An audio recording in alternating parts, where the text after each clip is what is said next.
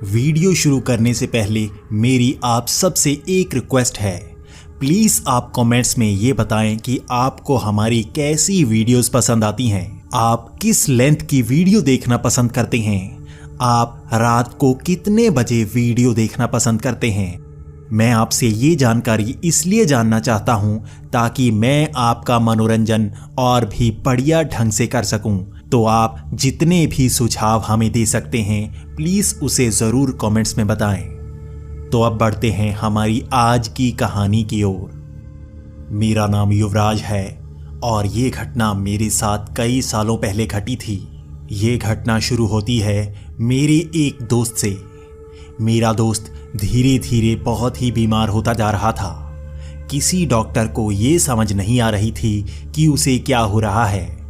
उसे जिस दिन भी देखो वो पिछले दिन से ज़्यादा बीमार होता। मैं जब भी उसके घर जाता तो वो मुझे बहुत ज़्यादा बीमार लगता। हमें भी कुछ समझ नहीं आ रही थी कि वो इतना ज़्यादा बीमार कैसे हो रहा है।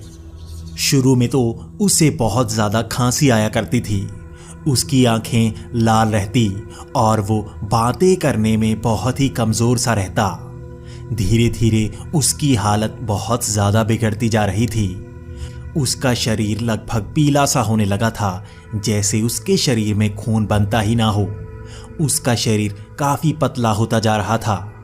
इस बीमारी से पहले वो काफ़ी मोटा हुआ करता था, लेकिन अब वो बहुत ज़्यादा पतला सा होने लगा था। मैं भी उसके परिवार की बहुत मदद किया करता था। हम गाड़ी में उसे लेकर कई शहरों में जाते। वहाँ पर जाके हम उसे नए नए डॉक्टर को दिखाते, लेकिन डॉक्टर हर तरह के स्कैन, एक्सरे करने के बावजूद ये बता नहीं पाते कि उसे क्या प्रॉब्लम आ रही है। वो अपने तरह के तर्क बताते। हर डॉक्टर अलग ही दवाई देता, लेकिन किसी दवाई से उसे आराम नहीं मिल रहा था। लगभग 1 महीने बाद मेरे दोस्त की हालत बहुत ज़्यादा कमज़ोर होती जा रही थी। अब उसका शरीर पीला नहीं बल्कि काला सा हो रहा था। उसके होंठ बहुत ही ज़्यादा काले हो चुके थे। उसकी आंखें भी सफ़ेद नहीं बल्कि काली नज़र आती थी। जो हिस्सा सफ़ेद होता है वो भी लगभग काला सा नज़र आने लगा था। उसके बाल काफ़ी सफ़ेद आ चुके थे और उसका चेहरा काला सा फिरता जा रहा था। उसके नाखून भी जैसे किसी बूढ़े के हों वैसे होते जा रहे थे।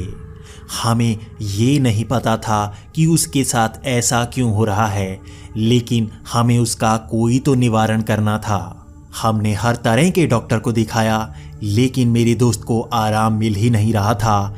तब किसी ने कहा कि अगर हम उसे किसी बाबा को दिखाएंगे तब ही सही रहेगा, क्योंकि वैसे भी डॉक्टर से आराम तो नहीं मिल रहा।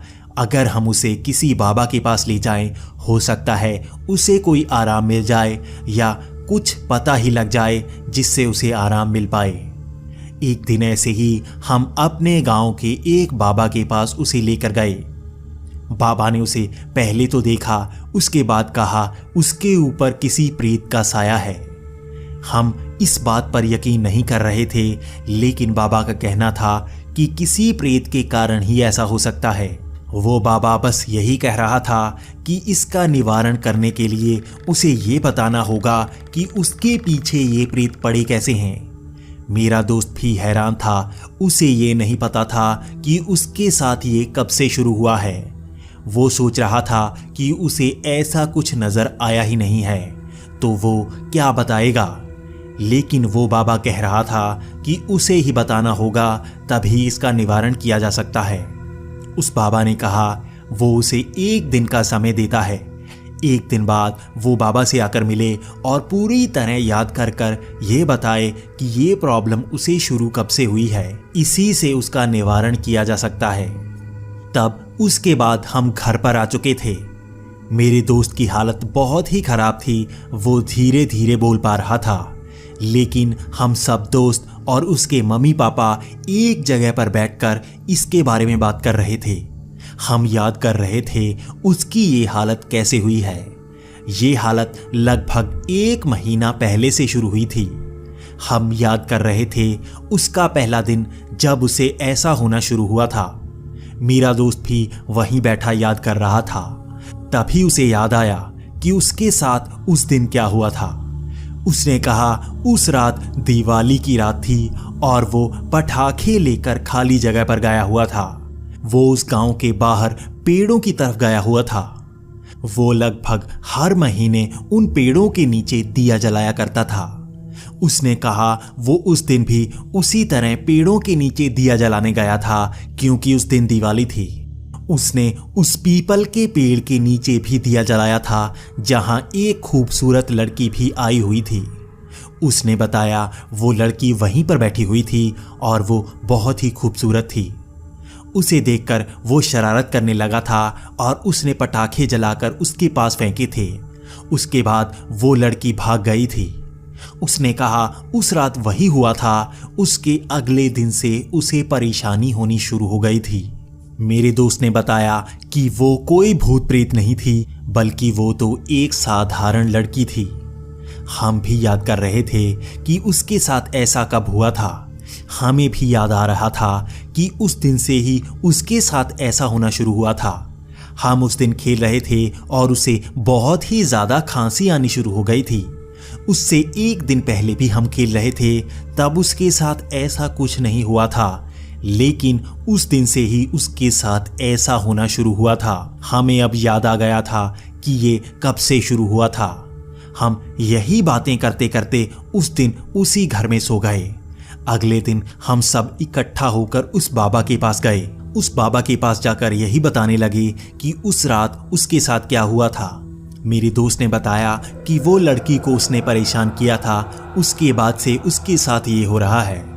हो सकता है वो लड़की ने कोई बद्दुआ दी हो जिसके कारण ऐसा हो रहा है। तब उस बाबा ने उससे पूछना चाहा कि वो लड़की कैसी लग रही थी। तब मेरे दोस्त ने उसकी पूरी डिटेल देना शुरू कर दिया।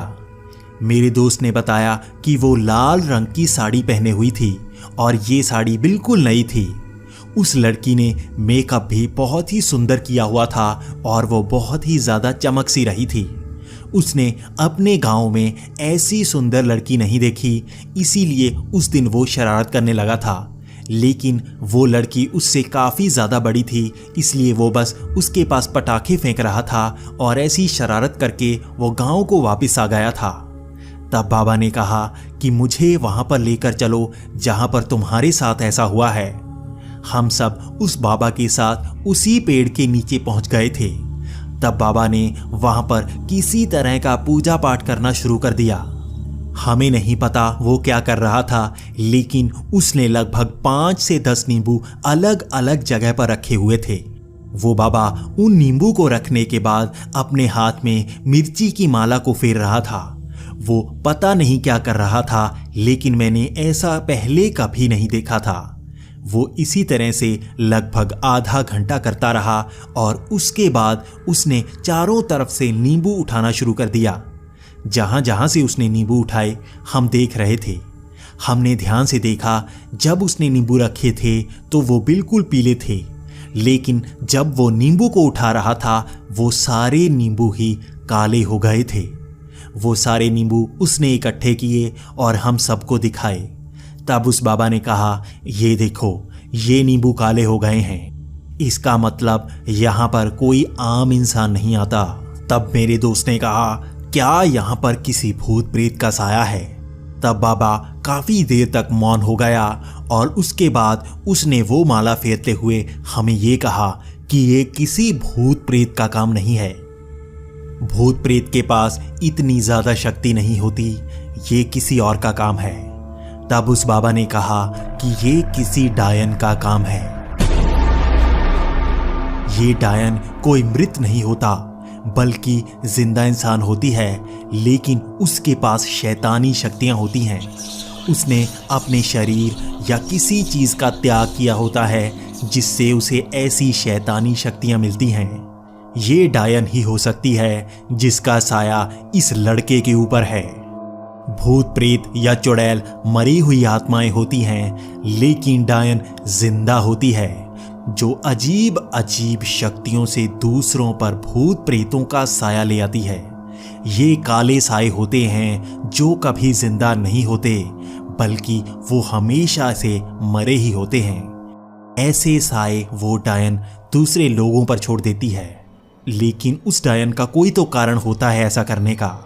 तुमने उस डायन को परेशान किया। वो डायन यहाँ पर आकर कुछ भी करती हो सकती है, लेकिन तुमने खुद उसे परेशान किया, इसलिए उसका साया तुम्हारे सर पर है। तब उस बाबा ने कहा, तुम्हें इस पीपल के पेड़ के नीचे माँ दुर्गा की मूर्ति की आरती करनी होगी, और ये आरती लगभग 30 दिनों तक करनी होगी। हर रोज़ तुम्हें रात को अकेले यहाँ पर आना होगा और माँ दुर्गा की आरती करनी होगी। इस आरती के बाद तुम्हें यहाँ पर स्त्रियों से माफ़ी मांगनी होगी। उस स्त्रियों में वो डायन भी आती है। तुमने एक स्त्री को तंग किया है, इसीलिए तुम्हारे ऊपर ऐसा शैतानी साया है। तुम्हें यहाँ पर आकर उस डायन से भी माफ़ी मांगनी होगी। वो तुम्हें शायद नज़र ना आए, लेकिन अगर तुम यहाँ पर उससे माफ़ी मांगते हो तो किसी न किसी दिन वो तुम्हारी माफ़ी स्वीकार कर लेगी, तब वो तुम्हें छोड़ देगी।